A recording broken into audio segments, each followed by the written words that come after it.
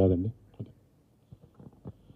ఇప్పుడు Telangana state film chamber of commerce secretary Sridhar గారు మాట్లాడుతున్నాను.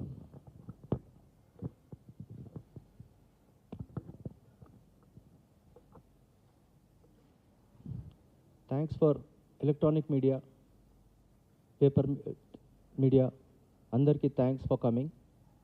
సార్ మేము 2012 నుంచి కొట్లాడుతున్నాం ఈ పర్సంటేజ్ సిస్టమ్. 2008 మళ్ళీ దాంట్లో 12కి వచ్చింది, దాని తర్వాత 16లో కొట్లాడినాము.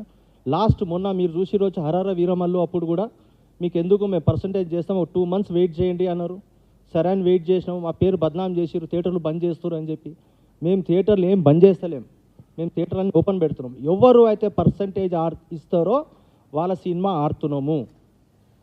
ఇప్పుడు కూడా నిన్న కూడా అన్నపూర్ణ స్టూడియోస్ వాళ్ళు మీరు సినిమా ఆడండి సార్, మీరు పర్సంటేజ్ సిస్టమ్ మీరు ఎట్లా డిసైడ్ చేస్తారో అట్లా మేము డిసైడ్ అయ్యి ఉంటాము అనేసి. ఆల్మోస్ట్ గీతా ఫిల్మ్స్ కానీ, సురేష్ కానీ, వెంకటేశ్వర కానీ, ఏషియన్ కానీ అందరు పర్సంటేజ్ సిస్టమ్కి వచ్చేసినాం. ఒక్కరో ఇద్దరో ఇదే చేస్తున్నారు, వాళ్ళు కూడా తొవ్వకు వస్తారు. వాళ్ళు కూడా టోటల్ తెలంగాణ అందరు పర్సంటేజ్, ఎందుకంటే ఆల్ ఓవర్ ఇండియా పర్సంటేజ్ అయిపోయింది.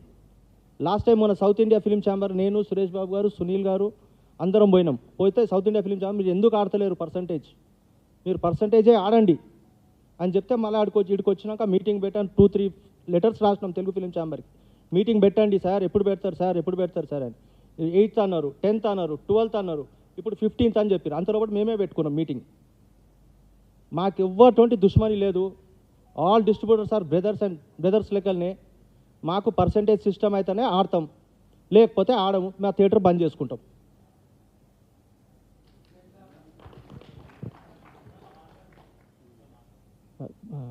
ప్రెస్ అందరికీ నమస్కారం అండి.